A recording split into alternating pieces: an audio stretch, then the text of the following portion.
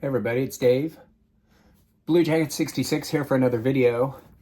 And I'm not sure what the title of this video is going to be, but it started off me wanting to show 20 different cards that really draw my attention whenever they come up, which is primarily if I see them at auction or a showcase, primarily at auction because they're quite rare. And I started thinking about these cards, and videos, making videos that people, they'd comment, I've never seen that before and whatnot. It makes it makes me sad, and I don't know why people don't know more about pre-war cards, because that's the history of card collecting. Those are the earliest cards, and to be honest with you, they are the grandest cards and many times the most valuable cards. And I think the reason is that people don't know about pre-war cards is they're afraid, because the knowledge base needed to collect and to participate in pre-war card collecting is really quite a bit higher than post-war vintage, where besides a bunch of test issues and regional issues, and where it could be a little more complex, you essentially have Bowman, Topps, Fleer, and it's easy. It's elementary, actually. So, and I'm not trying to be condescending here. I'm just trying to think it through, and I think it's factual. Now, part of it is people have, some faction of collectors have no interest in pre-war players.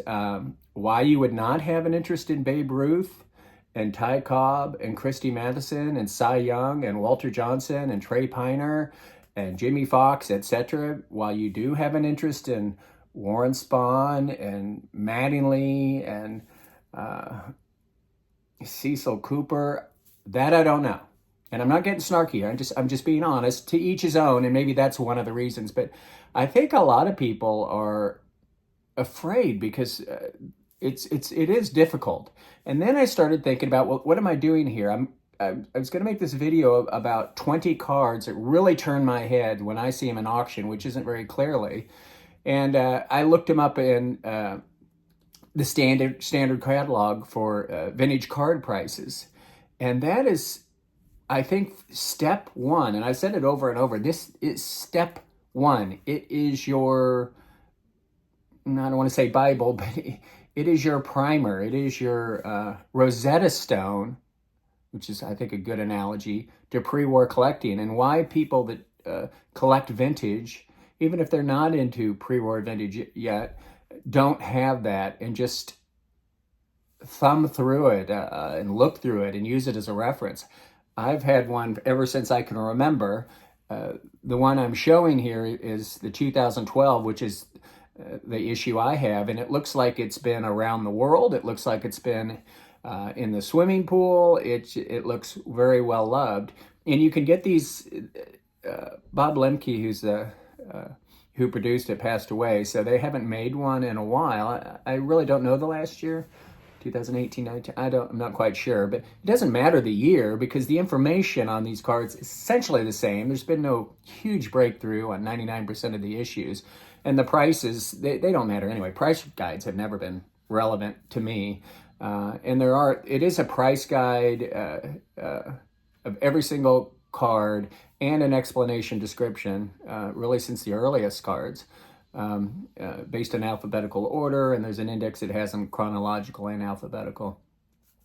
But anyway, I highly, highly recommend you getting this. There was some Warren Spahn. I saw some people buy some Warren Spahn cards at Strongsville, and there's Warren Spahn collectors who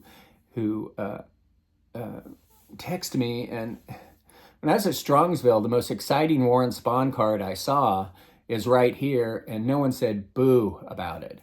I think I was passing by with Mike, baseball collector, and I pointed it out to him, and it was by far the most exciting Warren Spahn card there. And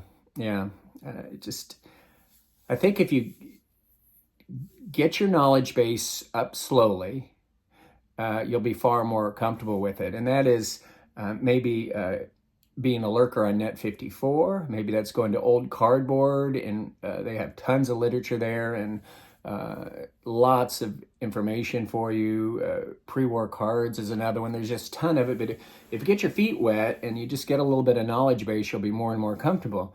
Me personally, I think I have a lot of knowledge on pre-war cards, but I still need reference, and I'm still learning, and I'm still forgetting and relearning. I mean, those 1920s caramel and candy issues are extraordinarily difficult. There's so much overlap. There's so many wormholes that I can't remember that, so I'm relearning all the time. So what I wanted to do here is showing cards is always fun for me. So what I did is I went through the standard catalog and picked out 20 cards that I am really looking for. When I get a catalog from REA, or not online, I don't like getting the paper ones anymore, but REA or Heritage or Love of the Game or whatever, I go through them very quickly. And these are the cards that really turn my head. And I'm going to just give the reason for it, because I'm actually looking for issues within it. And I have to have this because I can't remember the order of the photos they're going to put up here. So I kind of did these in order. The first is the George Close Candy, the E94. When I see those, specifically the Cobb, that's what I'm wanting. Now, why do I want the E94 Cobb? Well, I have the run of the E98 Cobbs. It's a similar, very, very, very similar card, but we don't know how the E98s were distributed. Unlike these George Close Candy were in Cambridge, Massachusetts, which were distributed. And what I have the run of the E98s, which is light blue, red, orange, and light green. But the E94s, the George Close Candy, they have some super duper colors. They have pretty much the same colors as the E98, but they have this fantastic purple color. They have this fantastic gold color, and their green is not so much a minty light green, it's really a dark green. So what I would love to have is an E94 George Close Candy card from 1911 of Ty Cobb, to find a purple one and a gold one. If I'm doing through a catalog and I see that, that's immediately a head turner for me. Okay, second is the 1911 baseball bats.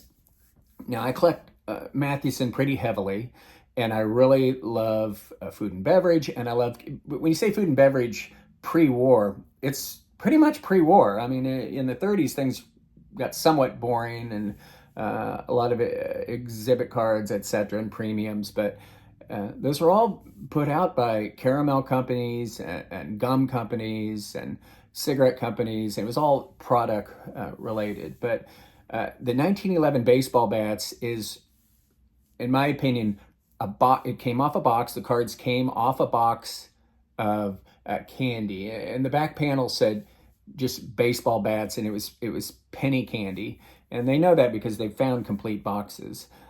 These are really rare. I would love to have the Mathewson. I do have the E9 or the orange borders Mathewson, and there's another box candy issue that we'll discuss as well. But these are the baseball bats is really, really rare. But if I see a baseball bats Hall of Famer, especially Mathewson, that's turning my head. And next, this is so rare. I'm not even sure I've seen it, but the 1914 Boston Garter Sepia. It's a 10-card set. I'm showing the Mathewson here, and I'm also showing the. They came out in 1912 and 1914 with this beautiful color lithograph cards. I think I'm showing the 1914 lithographed Mathewson. Those are extraordinarily expensive. Those were put in one per box of men's garters as distributed to the retailer. Now, how the retailer distributed them, I don't know. But it's a photograph image. You can see here it's black and white, kind of sepia. But so being that those others were lithographs in 1912 and 1914, these probably came out later than that and later than 1914. But I've actually never seen one, but if I see anything Boston Garter, including these sepias, it's turning my head immediately. This doesn't probably surprise anybody, but the 1953-54 Briggs Meats, specifically a full panel, that's going to cost you a pretty penny. But I'm not saying that I'm able to purchase these, but when I'm running through a catalog, I immediately stop. And that's what these issues I'm looking at, ones that make me stop.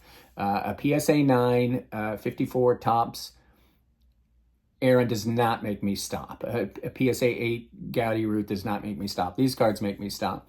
But the full panel of these, I have I have a mantle and I have a beautiful maze, but I would love to have a panel. These, of course, are on the hot dog wrappers, and full panels are extremely rare. They're extremely pricey, but they look super cool, and they show you where you get how people would cut out these individual pictures. Now, normally you would like to have and not them, whoever cut it out, to maybe give it a little bit of orange border that looks really nice. There's a beautiful one, maze at Strongsville. It was unmarked on the price, but it looked pristine, but it was completely cut right along the border, didn't allow any orange, which was, I don't think makes it as pretty.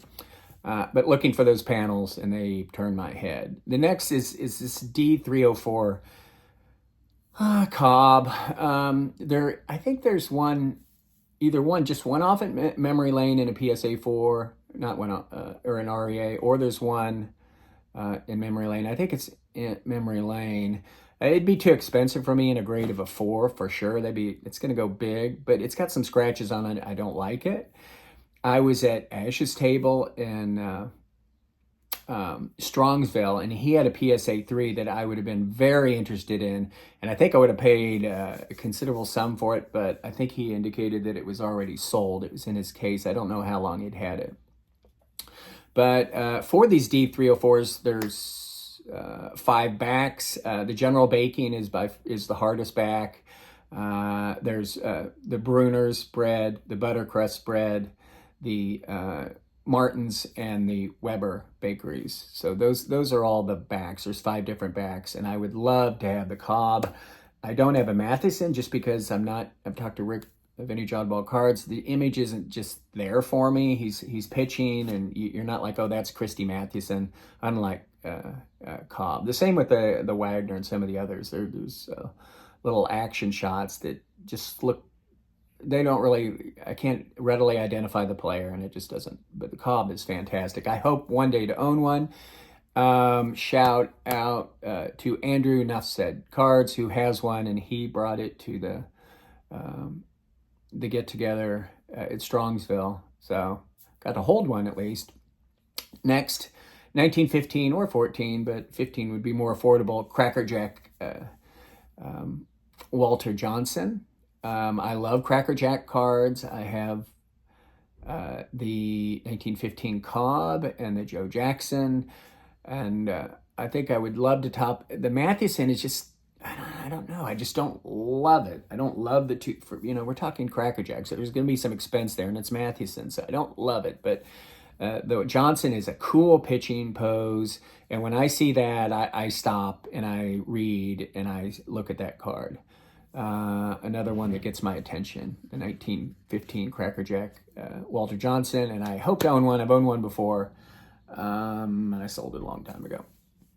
The Orange Borders, 1910 Orange Borders Honus Wagner. He has a portrait and a action pose. Again, these were on candy boxes. The American Sports and Candy and Jewelry was the name of the company. It came on a box where you would have a player on one side, and on the other side you would have a team picture of either the 1909 Detroit Tigers or Pittsburgh Pirates, who were in the World Series. I'm not sure what was in it. There was probably a trinket toy, and there was some candy. There have found complete boxes before. I don't think I've ever found an unopened box before, but I have the Cobb. I won't show it. I have the Cobb, the Matheson, but I've been looking for years and years and years for the Wagner. Either image would be good. I would prefer it have a little orange border on it, like my Matheson and Cobb does, where they cut it out of they cut it out rather than write on the image, other than just the image. But again, like the Briggs, give me a little orange with it. So I've been looking for those. If I see one, it's a huge hard stop for me, and I'm going to be going for that. I haven't seen one in a while. I think that there maybe one floats around on eBay from time to time that it's in terrible condition. So my next picture I have is the 1916 Fleischmann Bakery cards. I completely love these cards. It's a pretty large set. Fleischmann Bakery and Ferguson Bakery. I think those are both New York bakeries. This is the one I really want. The Cobb and Wagner are very, very super expensive. And I've seen Cobbs and Wagners at auction, at least within the last 12 or 13 years. They come with a tab, and that tab is, I think, for a redemption for a album, for you to put these in should you collect them. I've never seen the album before, but I want my Matheson back. I owned one before. It did not have the tab, redemption tab on it. And on the back it said, what did it say? On the back it said, "Out with tuberculosis." Someone had written back in the day when he went out with tuberculosis. And I've told the story before. I sold it to this dude who was a friend of mine. I shouldn't have done it. Next, I'm really a hard stop would be if I ever saw 1928 Sweetman Babe Ruth. The reason being, it's listed as ice cream card, and I have the Harringtons, the Yinglings, and the Tharps. Those are ice cream cards. The York Caramel has a similar image as well, but the Sweetmans, I did a video once of when I got the Tharps, and I had all three Ruths lined up. And I made a case on that video of why Sweetman's is not an ice cream card. I did some, I think, pretty good research on it. I think it's a confectionery company out of St. Louis. And unlike the Harringtons, Yinglings, and Tharps, where they talk about redemption for ice cream, the Sweetman's doesn't talk about that at all. It's just another album redemption. They don't mention anything about ice cream. So everybody else is standing. When I say everybody, is that Sweetman is an ice cream card, which if I got the Sweetman's Ruth, I would have all the ice cream Ruth cards with that pose. But until I get it, my stance is it's not an ice cream card, it's a confectionery card. And I thought I did a pretty good video that showed that Sweetman's was a confectionery company. Next, getting into a little post-war is the 1953 Hunter's Wieners Stan Musial. I super duper love this card. It again is on a hot dog. It's not a stiffener. It was on the packaging, so it can be cut out various ways, like the Briggs, like the orange borders. It'd be nice if someone cut it and had a border. I think maybe on this one there is a little bit of a border. That's nice. But this is a 53 Musial. I think there's 54 and 55, which are the longer, and it's not a portrait type card, and the poses aren't as good to me. These are always in authentic condition, which, they're hand cut off, but the question is how good a condition are they in within that realm of authentic. And I haven't seen one for a while, the 53, but when I do, I'm stopping and I'm bidding. Okay, one more candy box. Next is the 1912 JK candy. I would love to get the Matheson of that. You can see this one. These, again, were on the back of a box of JK candy. The candy box said something like 100 principal league players, whatever that means. And the ones that I've seen a lot of them where they're cut out like this, and the head is cut out, silhouetted like that. I don't know what that's all about, because I believe the complete portrait was on the card. But for me to complete my kind of Matheson, or I'd take any sort of Hall of Fame stud, but I'd love to have these the JK candy, like the baseball bats. They come up very, very, very infrequently. But when one comes up, I'm bidding, and I'm stopping on that page and reading for a while. The 1910 Juju drums, I'd like to have the Cobb. I have the Colgan's card. The Colgan's, of course, little gum chips, where You have this quarter to $half size round image within the lid of a little tin of chips. Same things with these Juju drums, although Juju drums were quite a bit scarcer, I believe. And I think they had bits of candy rather than gum. There is a Wagner in Memory Lane coming up soon, and it will probably go big. Next, I know it's you see it not infrequently, but the 1949 leaf page to me is, I'll just say broadly, it's one of the most important post-war vintage cards. And I'm trying to see if I want to say that it is the most important. It's more expensive than the 49 leaf Jackie. I know Jackie is an iconic, important player in history, but this is a short print. And to me, I think if you would make me list the top 5 most important post-war cards, I think I'd put the 52 Topps Mantle 1 and the 49 leaf page second. So what I'm saying is here, I freaking love this card. I adore this card. I want this card. I covet this card. And every time I see the card in an auction, it turns my head. I'm stopping, I'm looking, and I'm bidding. Okay, the circa 1950 mascot dog food. I've done videos on this. This issue was known because there was a Robin Roberts that showed up and is in the standard catalog. But not until a couple years ago did they get a little bit of idea what the checklist was when there was a find, or maybe someone, it wasn't a find, maybe someone just came forward with it. There's Mantle and Berra and others. I'm showing the Berra here. I've had my chances at Mantles and it's not happening. I had my chance at a Berra several years ago, and it didn't happen because it didn't happen. But if it ever comes up again, I would love to get a Berra. It's incredible image. It's not quite sure what was going on. The back talks about sending in a couple dog food labels and 25 cents, and then you get a membership card, you get a pin, you get a 8x10 photo, you get maybe other 8 photographs that I'm not sure if this card is part of that. I'm not clear on it. But if I see a mascot dog food, I don't care what the player is, and they do come up. I've seen, every once in a while they come up. I'm all in. And yes, I know that there's one in Heritage that's ending the end of May. I know about all auctions. I live the auction house scene.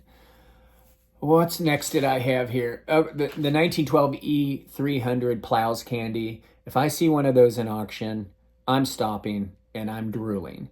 It is, to me, my favorite, maybe my favorite baseball card issue. It's a candy company out of St. Louis and Chicago. They are fantastic. I guess think I'm kind of looking like the W600 cards. I don't know how they were distributed, but Plows was a candy company. They just had that 1 year. You see them on occasion. They are extraordinarily rare. They were completely uncatalogued and unknown until the late 1960s. And here, I'm showing you the Cobb here. It is my favorite baseball issue. I used to think that I was one of the foremost experts on it, or within a handful of guys, and then a few years ago, a dude sold his on Heritage, and he'd written a book on it, and I realized I knew this much compared to what I thought I knew. He knew this much. I thought I was an expert. I knew this much. Given interviews on it before, many, many, many years ago. Plows Candy, fantastic. Next are these 1914 Piedmont art stamps. These are really hard to find, and they're paper. When you say paper thin, they're like a big stamp, because that's what they are. The same. They look, as you can see, pretty similar to the T205s. Got a pretty large checklist, but They tend to be in really crummy condition. People usually scrapbook them or mounted them in an album. I used to have a Matheson, and I would love to get another example of a nice Hall of Famer. So whenever I see these Piedmont art stamps, I stop, look, and listen, because I think they're super cool. They're rare, but they do come up from time to time. Next, well, I always stop on the 54 Stallmeyers, or the 53, 54, 55 Stallmeyers. Specifically, I have all the Mantles of all the years. There wasn't a 53 Mays. Here's the 54 Mays. And I want this card, so whenever I see it, I'm stopping, I'm bidding, and I'm putting it high on the priority list. What else can I say? I mean, Stallmeyer's, Wieners, New York teams, distributed as a stiffener between, how many hot dogs are in a pack? 10? I don't know. Here's, you got 5 hot dogs, you got your card as a stiffener, your other 5 cards, throw it in the freezer, however they give refrigerator and hot dogs back then. But they also were at the ballpark. So the high grade ones were definitely distributed at the ballpark, where you'd get your hot dog, your soda, and they'd put the Stallmeyer guys at the stand there, would put the card in a slot, hand it to you. Certainly some of the super high grade ones, which there are probably, or were from employees taking them. Who knows how many there were, but they're quite hard to find and they're very valuable. But I'd love to get the Mays that you see there. Just a couple more. Number 19, the 1914 Texas Tommy issue. I had one, I think in Avery, years and years and years ago. They're kind of sepia. They're out of Oakland, California. There was the CardNet card company made this set. There's 2 types. Like type 1 has kind of a write-up and bio on the back, and type 2 is a little smaller card and there's nothing on the back. But one of my grails is to get a Matheson. I think I've seen a Walter Johnson before. There may be a Stingle coming up at one of the auctions it's going, or it went very, very recently. There's a Stingle, but yeah, the 1914 Texas Tommy. If you see a Texas Tommy, read about him. And if you've never heard about it, it's because you don't have a standard catalog. Last, not too exciting, but these 1966, 1967 stand-up, top stand-ups. These were never released. I say that, they always say they're never released, but evidently they were. They're at least at one point in packs. I don't know the details of it, but evidently a small amount of them were in packs. So there's 2 kinds. There's kind of a thicker one that has the die cut to make it stand up. Those are considered the test issue. And then they also can be found with a thinner stock with no perforation around it, just the picture. And those are rare. They're all rare. There's only a handful of each player. So that's it. 20 cards that I'm going through an auction that if I see either these cards or the issue, I immediately stop. So release yourself. It's time to get out of the shallow end. Let's dip our toe in that deep end. If you're into pre-war and have any disposition to it, it's not a scary place, but it's an intimidating place. It really is. You can't just know pre-war, be pre-war guy. It's just not it. And there's a huge learning curve. But I remember when I built a swimming pool like 20 years ago. And here's this swimming pool. I knew nothing about swimming pool, and you got to manage your swimming pool. I'm not hiring somebody to come out once a week and check my water. And you got to know about your swimming pool. So I just got online and I read. I downloaded stuff and printed it, made my own booklet. I got on poolsolutions.com. And within 6 months, I knew I would not want anybody else messing with my pool because I knew about pool chemistry, etc.